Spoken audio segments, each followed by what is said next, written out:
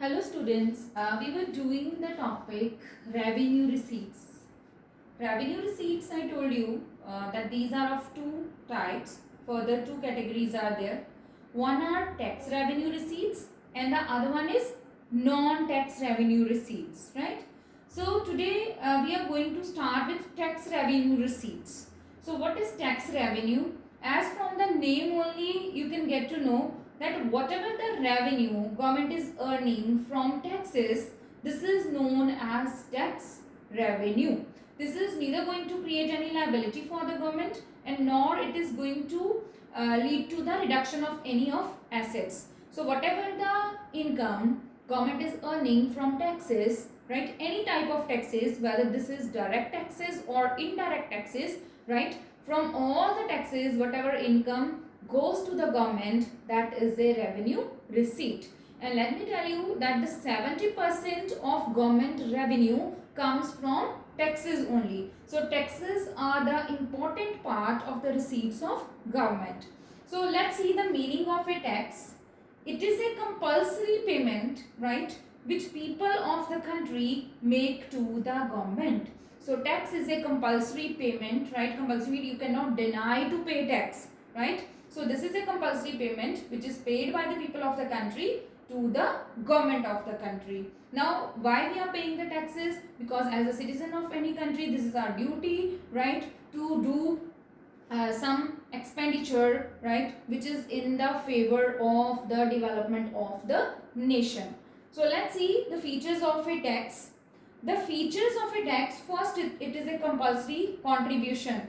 As I told you that taxes are a compulsory contribution to the government. This means on whomsoever person tax is being imposed, the person cannot deny to pay the tax. So on whomsoever the tax is being imposed, the person, it becomes compulsory for the person to pay the taxes.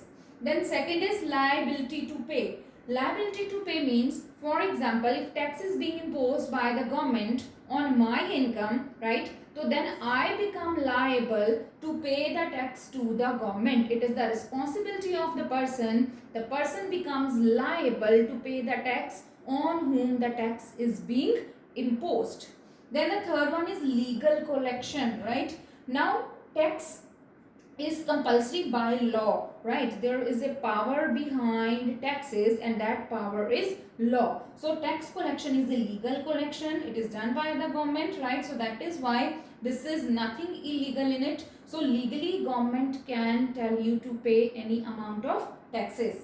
Then fourth point is no quid pro quo. This means no give and take.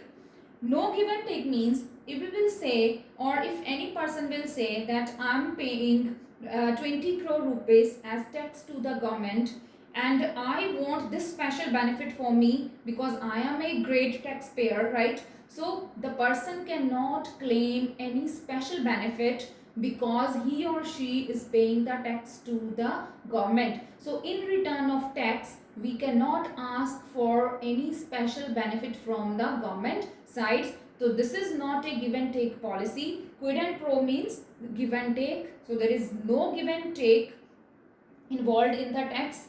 Tax on whomsoever person is being imposed, the person has to pay it to government, even if government is giving them anything, right, special benefit to the same person as the government is providing to the other citizens also, right, and government cannot give the special benefit to any other person. So now we will see, right, there are two more types of taxes. Type of taxes we are going to start, right? So we are going to start with direct taxes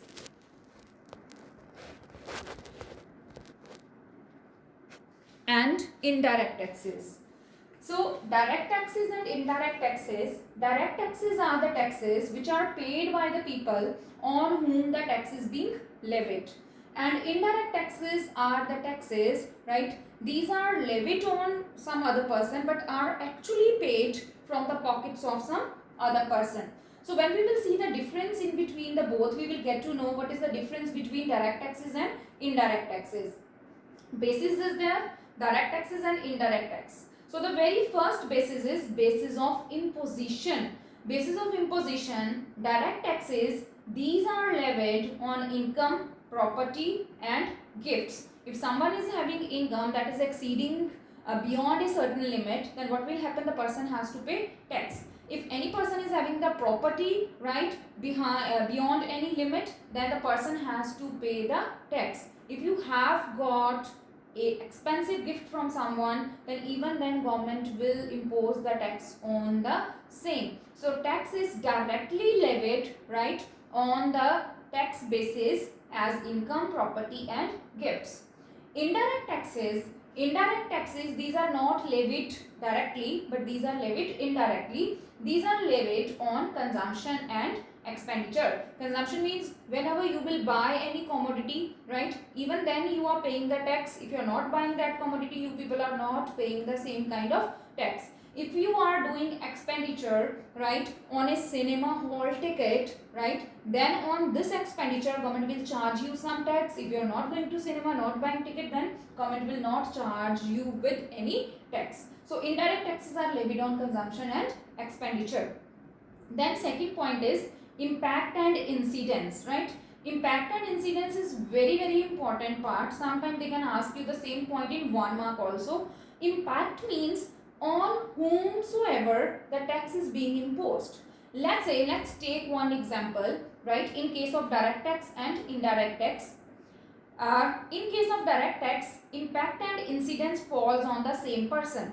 For example, there is person A. The person is earning 15 lakh, right, per annum. Then what will happen? The person A has to pay tax 1 lakh to the government.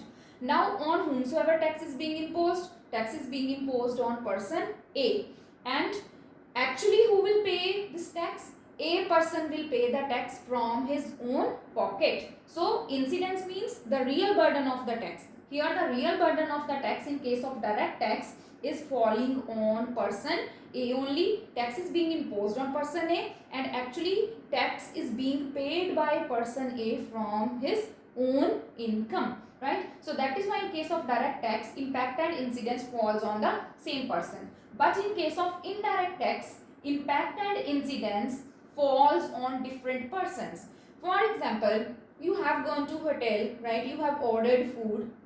Now government has imposed certain percentage of GST on the people, on the restaurants and on hotels.